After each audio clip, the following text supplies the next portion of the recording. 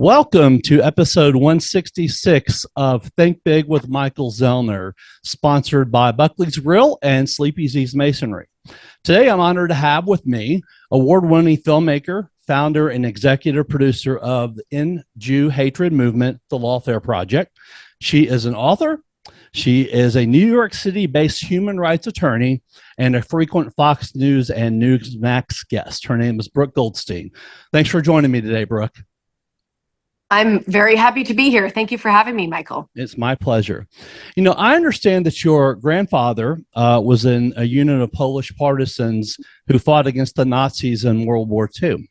What effect did his fight have on your fight for ending Jewish hatred and fighting anti-Semitism today? That's a very good question. I think really a loaded question to start with. I grew up with two completely different stories. On the one hand, all of the stories of my grandfather were heroic, of him fighting Nazis, killing Nazis, earning his way up to become what we know to be the only known Jewish commander of a non-Jewish Polish partisan unit of over 100 men in the forest. Wow. He had a gun and he had a horse, which was a very big deal. And it was him and his three brothers. They were four total. The oldest brother was killed laying explosives on the train tracks for the Nazis. So those were different stories than those of my grandmother. And my grandmother, on the other hand, most of her family was murdered in the Holocaust. Her mother and father murdered, her sister, her younger brother. She survived with one brother. And she also survived 5 concentration camps and labor camps. Just remarkable. And so there comes a lot of trauma from those stories, fear that I'm sure in every generation Jews have to grapple with, because you see there's this genocidal Jew hatred that continues to rear its head. And there are actually a lot of parallels being made now, which if you were to say these things 10 years ago, you would be called an extremist and a crazy person. But now we're seeing the same tactics used by the Nazis going into the schools, indoctrinating the youth, radicalizing them, encouraging violence, pogroms, a pogrom in Israel, which follows the same tactics and strategies that they've always been using against Jews. If you look at the Farhud pogrom, if you look at the pogroms throughout Europe and the Ukraine, they would do the same thing. They would come in, the whole village, the majority of people who broke the fence on October the 7th were civilians who came in and raped and pillaged and murdered and kidnapped and are now holding as sex slaves. We know what the 4 hostages released. They were kept by civilians. Right. And the slaughter and the rape, this has been happening to us for generations, culminating in the Holocaust, and now they're trying to do it again.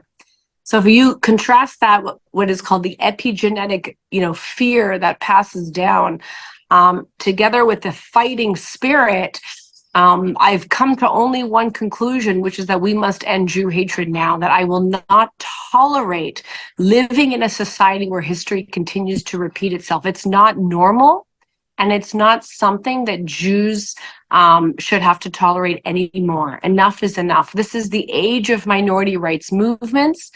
And there's no excuse for the Jewish community, the oldest, most persecuted minority community, to continue to be targeted. Just pause for 1 second. I know we're editing it. Hold on. You're fine.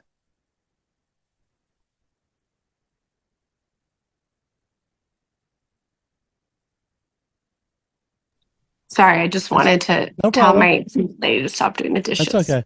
No problem. About 30 years ago, I heard Robert Clary, actor that was LeBeau on Hogan's Heroes, speak about, he was a kid during the Holocaust. And I remember him saying back then that we need to be very careful because this could happen again one day. We don't need to think that, that happened back then, it's never going to happen again. And honestly, when he said it, I was young and I thought, oh no, that'll never happen again. Everything's changed. But just like you said, 10 years ago, we'd be like, oh yeah, you're just a, right-wing conspiracy person and all that. But I mean, look at today, all these chantings of Hitler. And I heard the other day, someone screaming on, I guess it was in New York City, like, I wish Hitler was here. He would kill all you Jews. And it's insane. Yeah, it's just also amazing to me that time and time again we continue to fool ourselves that because, well, now we live in the 21st century, so humanity is not going to continue to suffer from this virus of anti-Semitism and Jew hatred. That's really what it is, because it doesn't make sense, right? There, under what version of your universe does it make sense to burn babies alive and to rape women and to support terrorism? But it does happen again. And the only difference, though, is that they will not succeed now in our generation. They will try. And that is what the Torah tells us. Every generation, they will try. They will attempt to rise up against you. And the question is, how does the Jewish community react? And throughout the past many hundreds of years of experiencing anti-Semitism, we've reacted in very different ways. There was the extreme assimilation that came in Berlin before World War II, and also extreme assimilation of Jews in America. And I'm not commenting if it's good or bad. I myself am an assimilated Jew. And then what told us that what price do we have to pay in terms of losing our identity as different and separate?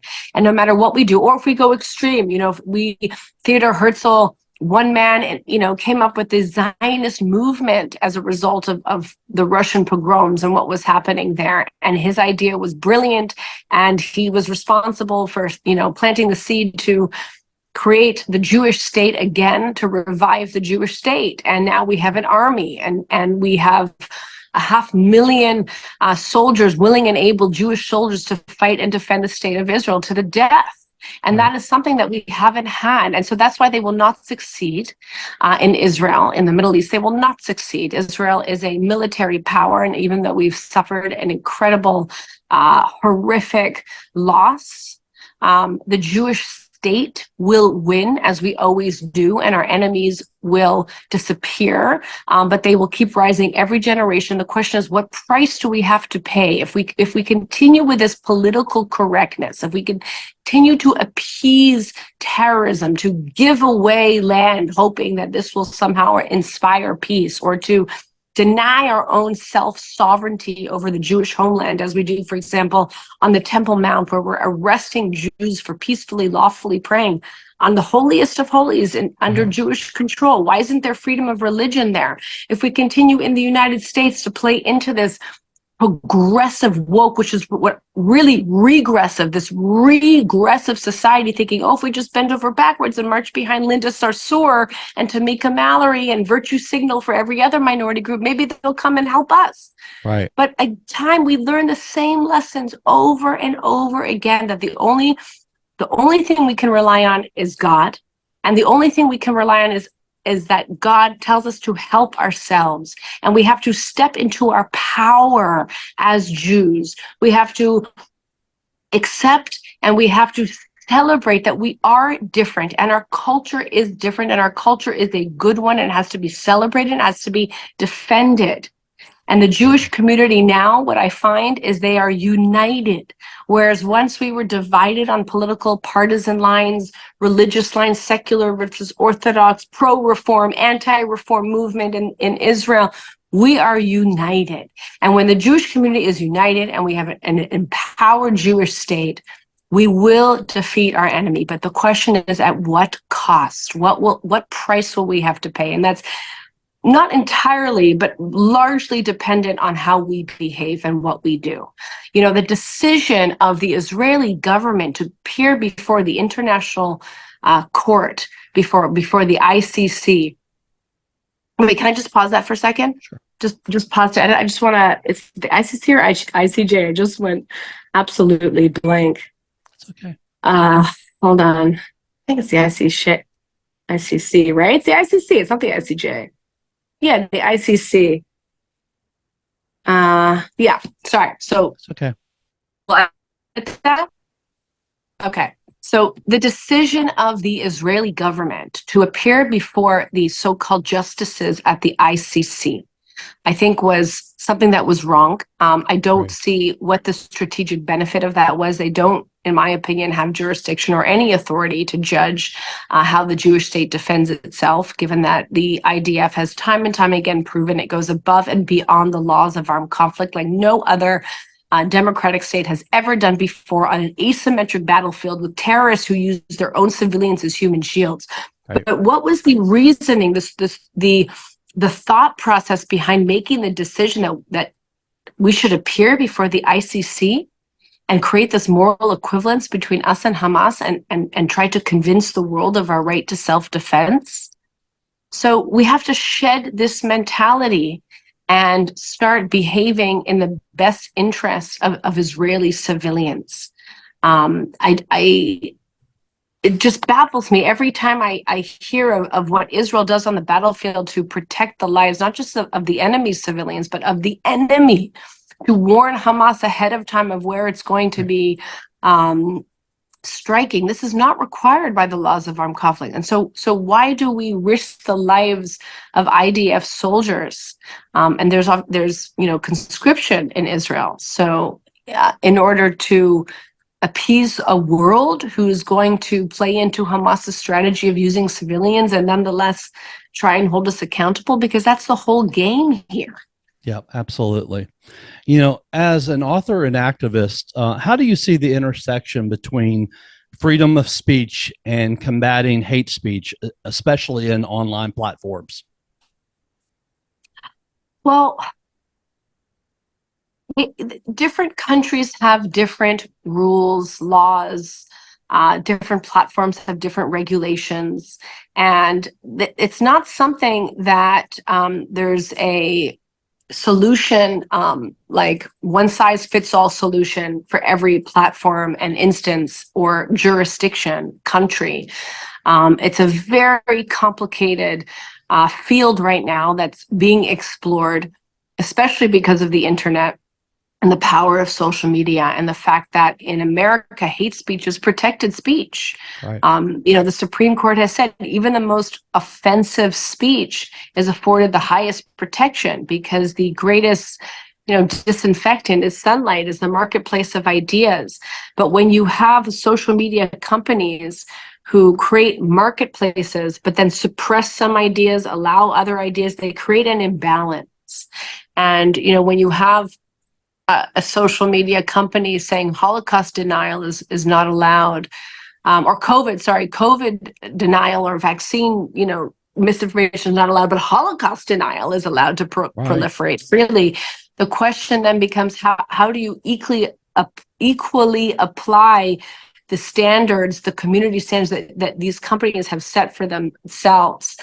Another issue that I think is worth exploring and very, very big importance right now to the Jewish community is how we deal with calls of hatred and genocide and violence against Zionists, how the term Zionism or Zionist or the Zionist state is used really as a euphemism for Jew, for Israel. And so right now, as it stands, calling for the destruction of the Jewish state is seen not as a civil rights issue. Calling for the murder of Jews is not seen as a civil rights issue. It's seen as a political issue, as political speech. And so on the one hand, while it would be easy for Meta to, take down a post that says we should kill all gays or we should, kill all blacks, to saying that, from the river to the sea, Palestine should be free. We all know what that means. We all know what intifada means. We all know what, we should kill all Zionists, or Zionists are not allowed here, or boycott Zionists. We know what that means, even though they're very smart when they use their terminology. But again, it all comes down to messaging. So it's paramount that we also understand, because we talk a lot about the war of ideas, that there is an imbalance, and that I've seen with my own eyes a suppression of pro-Jewish, pro-Israel speech. And I question, without the correct leadership that has the right incentives, both in government and in these corporations, if this media war is something that can be won, given the battlefield is very uneven, the playing ground is uneven. And I know that a lot of money and resources are spent on promoting Israel and promoting really how wonderful Israel is, how multicultural it is. And we've spent the past, 40 years doing that and pouring millions of dollars into these pro-Israel advocacy campaigns. And yet you wonder, has it moved the needle? Because, people don't care about facts. Feelings don't care about facts, right? They don't care about the truth. Right. And you're faced with media companies like CNN, that describe what happened to the 4 hostages as though they were released, not rescued, they were released. Right. And AP, Associated Press, on October the 7th, described Hamas's genocidal terrorist attack as resistance. Resistance to what? To Jews being Jews, living in the Jewish state? And this language is intentionally chosen because it's meant to dehumanize the victims and to humanize their captors, to soften the crime. And it's like a million different pinpricks. And we're slowly bleeding because the media is being used the way that Leni Riefenstahl used it. Right? To appease terrorism and mass murder and to spread a narrative that you wonder if the protests we're seeing on the streets in America and frankly all over the world would have been possible and tolerated if we didn't see such mainstream media misrepresentation of what's happening in Gaza. Because we have now become desensitized to pro-Hamas mobs marching on the street calling for the genocide of Jews. Think about that. My mom is liberal and, she doesn't watch CNN and MSNBC anymore because, especially since this started, October 7th, because they just don't cover it right. I mean, the things they say and everything. And I've gotten her, I said, look, you need to be watching Fox News and NEWSMAX because they will give you the right information and they will give you the facts. And so she started watching it. She's like, it's unbelievable how you see 2 different stories of what's going on, and they won't tell you the truth on some of those networks. And it's just beyond me how they think that's okay. They've been doing it for years. The narrative that what's happening to the Jewish community is a political issue is something that we must defeat because it gives the perpetrators of these crimes an affirmative defense to commit anti-Jewish crimes. Absolutely. Okay. So, the example that I always use is that if you're mad at the Chinese government for the way that they handled COVID, you can't go to a local Chinese American student and harass them and beat them up and exclude them because you're angry at the government of China. Everybody would recognize that as racist. You're targeting someone because of the way they're born, the way they look, because of their ethnicity, their culture, etc. That's like racism 101. But it's okay to go to someone like my client, Jonathan Carton, who was a student at Columbia University because he's Jewish, because he's Israeli, spit on him and call him a dirty Zionist baby killer, assault him, verbally harass him. It's okay to go to our clients at Carnegie Mellon University and discriminate them and blame them, and ask them to explain what makes everybody hate Jews is one of the questions that a professor posed one of our Jewish students at Carnegie Mellon University. It's okay to falsely imprison 11 Jewish students at Cooper Union while a pro-Hamas mob bangs on the windows threatening to beat them up. That's okay. This is political speech. They're just protesting the crimes happening thousands of miles away. So it's okay for them to target and harass Jews. This is like such recycled Jew hatred. There's always that excuse. The Jews, first, all the blood libels that we were accused of in the medieval times, and now the modern day blood. It's the same strategies being recycled over and over again. And we have to break it. And the way that we can break it, especially in the United States, in the West, is by forming what we have done, the first ever Jewish civil rights movement in American history, which to me is unbelievable. The End Jew Hatred, the movement that we launched about 4 years ago with a collection of activists, and now we've grown to thousands and thousands of grassroots activists throughout the world with dozens of chapters, and we've done protests. The way to break this is to unify the Jewish community and engage in the same strategies and tactics and messaging that other minority rights groups and movements have used successfully in the 21st century. You know, the Black community came out of slavery and were managed through organization and partnerships and through a combination of, you know, protests and mobilization and legal action, going to the court seeking redress. Brown v. Board of Education ended segregation in our schools. With this 1-2 punch combination, they've managed to sorry, I got a call there. It's okay. We might want to, okay. So with that 1-2 punch, they've managed to, oh my God.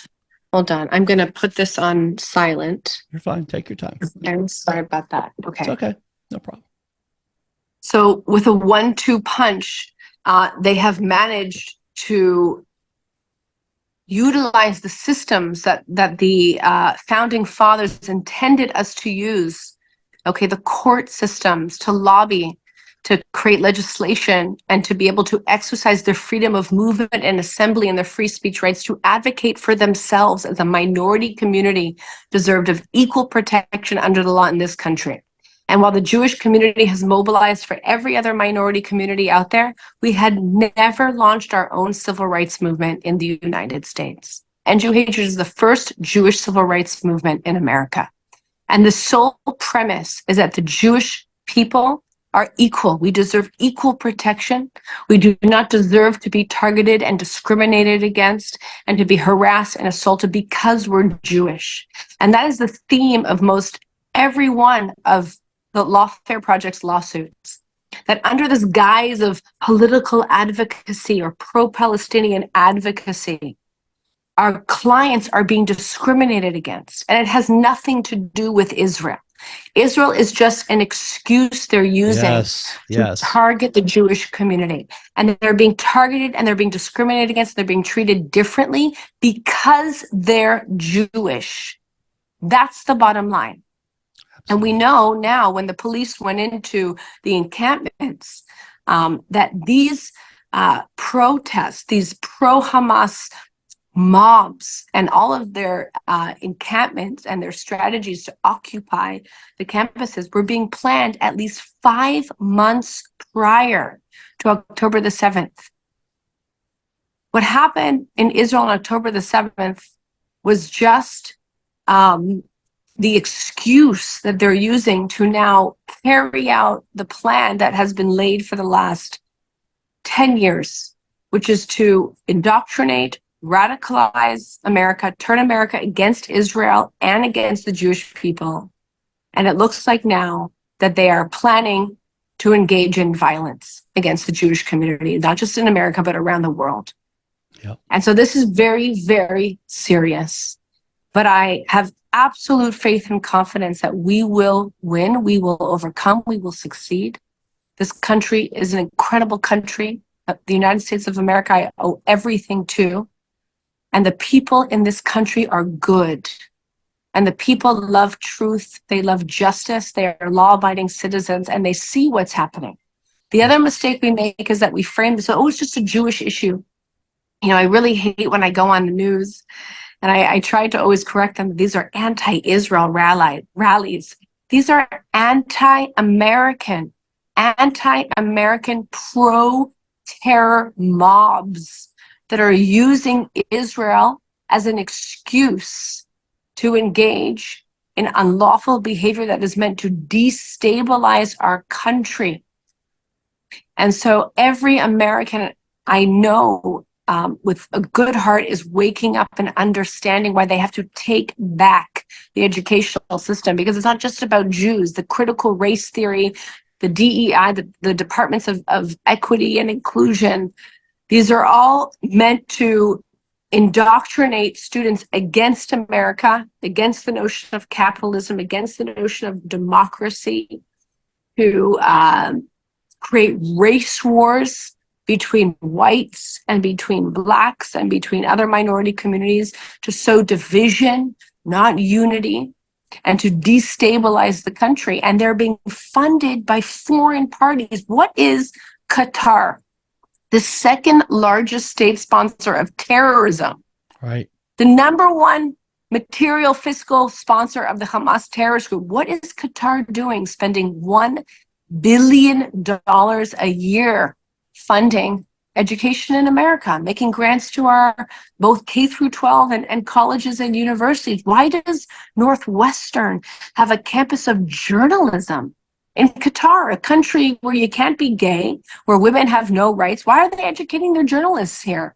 Why is Qatar creating K through 12 curriculums and giving it out to administrators in America? Because they care about democracy? Because they want to educate American children to grow up and love their country? I don't think so. No. And where is Congress on this? Where is law enforcement when it comes to investigating groups like American Muslims for Palestine, which are behind some of the funding of these unlawful pro-Hamas protests, whose leadership is directly connected to Hamas, whose some of its leadership was implicated in money laundering schemes for terrorist groups?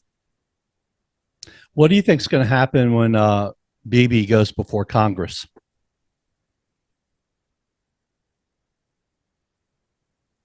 I think that Prime Minister Netanyahu is one of the most articulate defenders of the truth.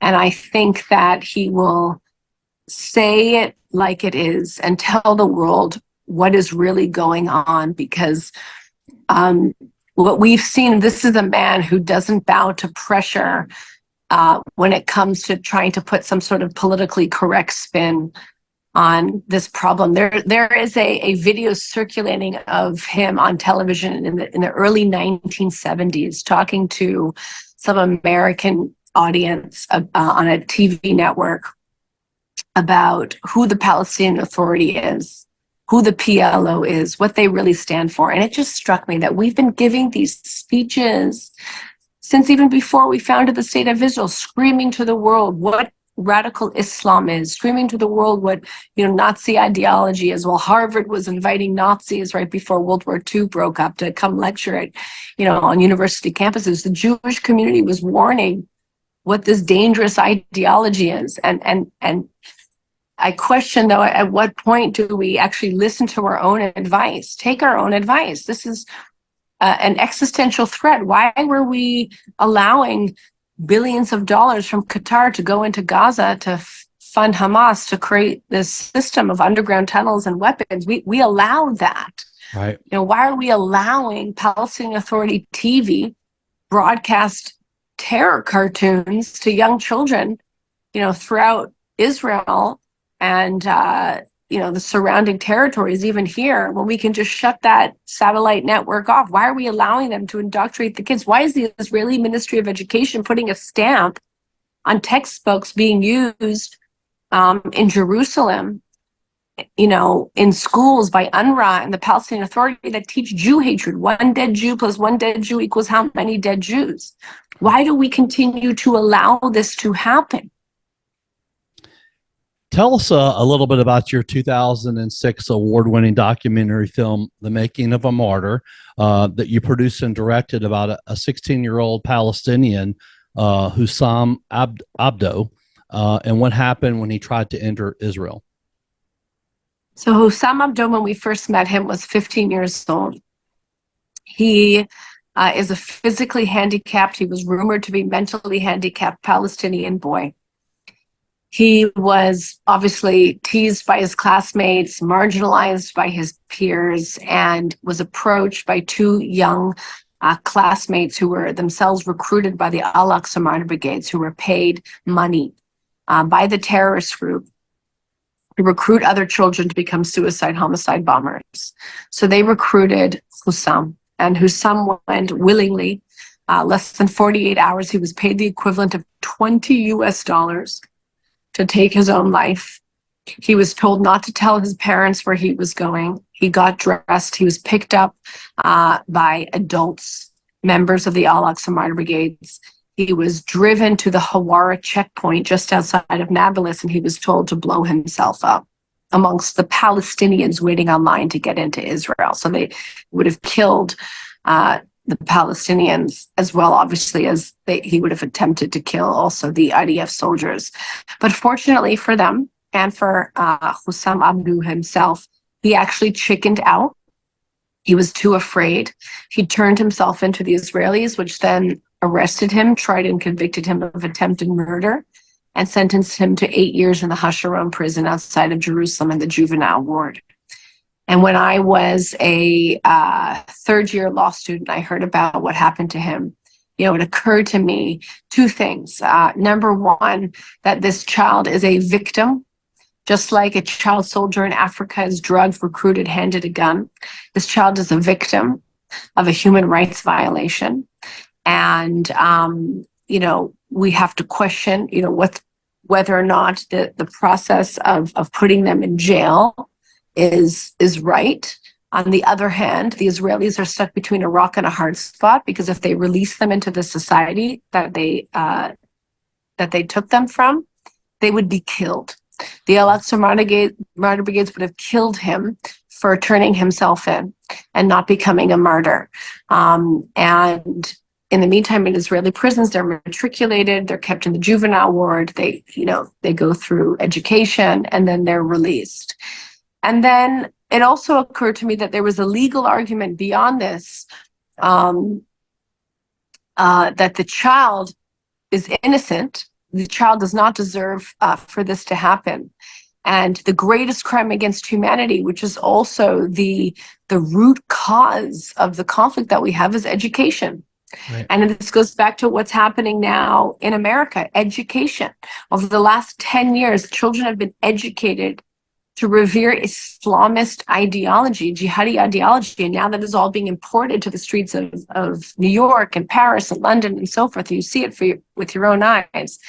In the Middle East, after the partnership between the Mufti of Jerusalem and the Nazi Party sent educational materials to the Arabs, and the Arabs adopted them and used them. And to this day, as we discussed before, young innocent Muslim children are being taught to kill themselves for the sake of Allah. They're being taught that they should revere death as opposed to grow up and become lawyers and doctors and work in a peaceful manner to, for the furtherance of their society. And this is a form of child abuse.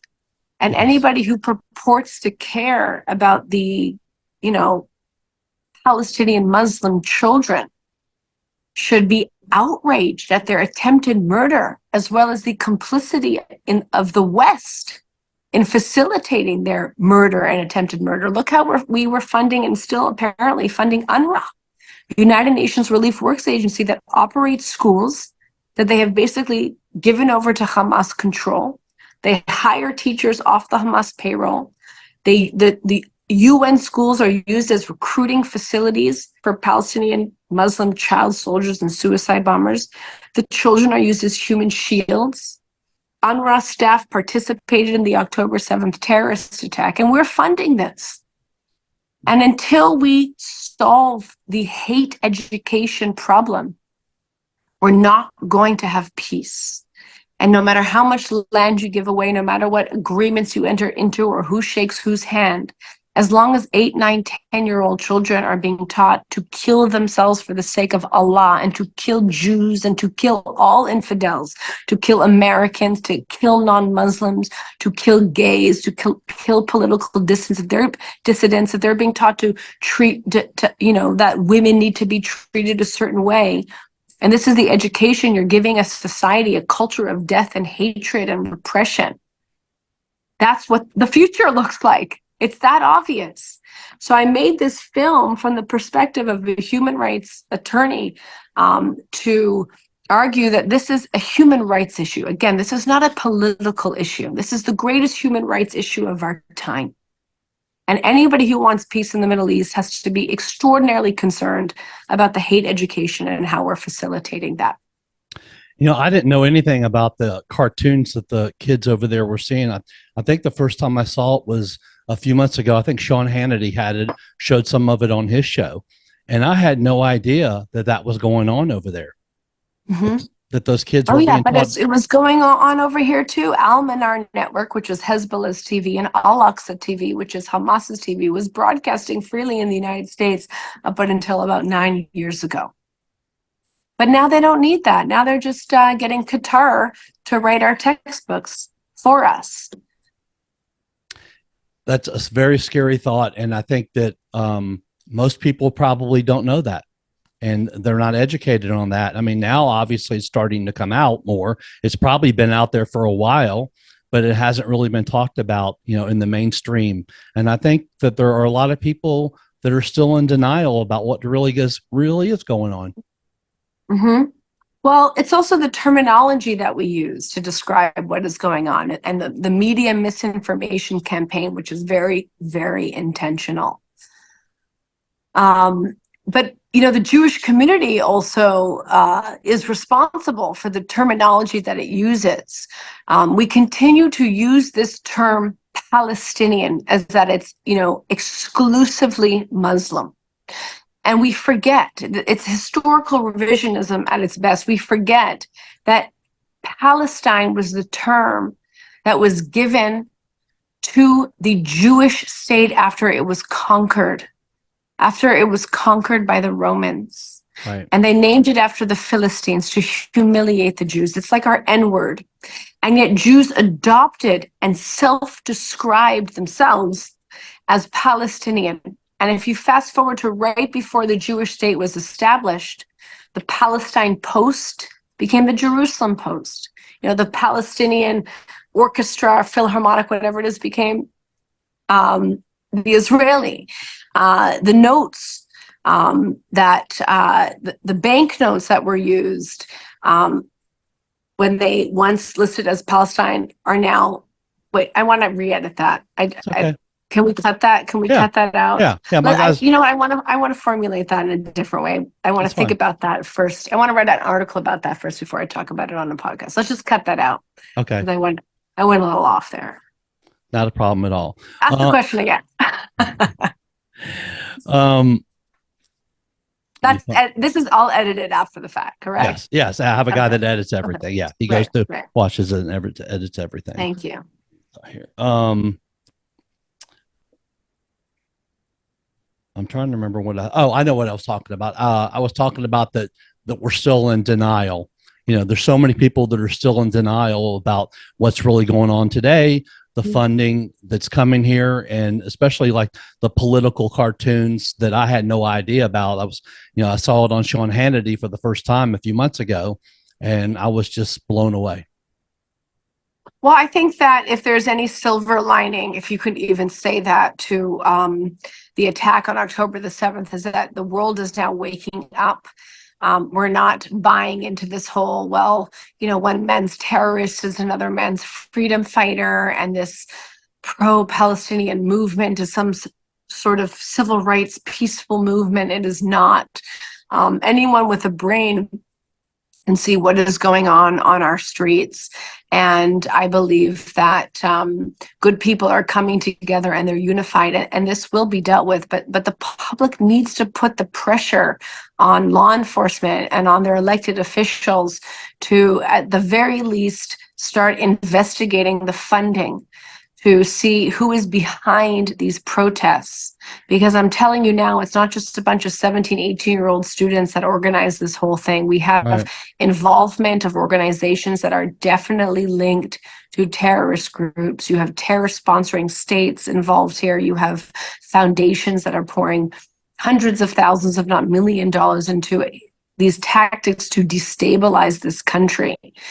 And we need to pressure our elected officials to investigate, to defund these demonstrations. And second, law enforcement to hold people accountable. Mayor Eric Adams went on TV was on a press conference the other day saying that over 2,800 people, I think was the number, were arrested. But how many of those were let go within 24 hours? Because we have, a revolving door policy when it comes to the criminal justice system in New York. How many of those people were really charged with a misdemeanor or a felony? What are the consequences to this lawless behavior? We see every week they're testing the limits. They're seeing what they can get away with. Yes. And if the Secret Service is retreating, which is what happened on the White House lawn, the Secret Service retreated and allows the pro-Hamas mob this power. I don't want to know what the next steps they're planning are. We have to get this under control immediately. Absolutely. Brooke, I have so much more that I want to talk to you about, and I would love for you to come back on and do part 2 sometime in the next month or 2. I'd be happy to. Thank you for having me. Thank you for your time. My pleasure. And how can people follow you and find you on social media? Well, thank you for asking. You can follow me on Instagram at Real Brooke Goldstein. I encourage everyone to go to our website, thelawfareproject.org. Also, you could follow the End Jew Hatred movement on Instagram as well. Sign up for a newsletter and join the movement. It is so empowering. Everybody is asking, well, what can I do? It used to be that if you wanted to fight anti-Semitism and Jew hatred, you'd write a check to Simon Wiesenthal Center or the Federation, and they would take care of it for us. But now is a time where we need to really mobilize on a grassroots level and to think about what we can do individually, how we can organize, what leverage we can pull as local communities to fight this problem, which is a multi-headed beast. While our big box organizations are wonderful, we cannot entirely rely on them, and it's not fair. It's not fair that only these organizations are in charge of fighting anti-Semitism. They can't handle it on their own. Every Right. single mother, brother, sister, cousin, teacher, every Jew must mobilize. And we will teach you how to do that if you join the End Jew Hatred movement. If you believe in ending Jew hatred in our lifetime, you're already part of the movement. So let us help you. We provide funding, we provide pro bono legal support, and we have a whole team to help you strategize how to engage in grassroots advocacy in your community to make a real difference and to really force that systemic change that we need to see in our schools, in our workplaces, and start acting like an empowered minority community that deserves our rights to be protected and unify to demand that. The issue is that every day there's a new instance of anti-Semitism. It could feel overwhelming, but I know, and I've seen with my own eyes, with the right strategies, when the communities focus locally, when they organize and they're using the right strategies and tactics and messaging, they can achieve major wins. So if you want to be a part of the movement, if you want to learn these strategies and tactics, reach out to us, join a chapter, form your own chapter, and we will help you. Awesome. Thanks so much again for your time, and I look forward to talking to you again soon. Thank you, Michael.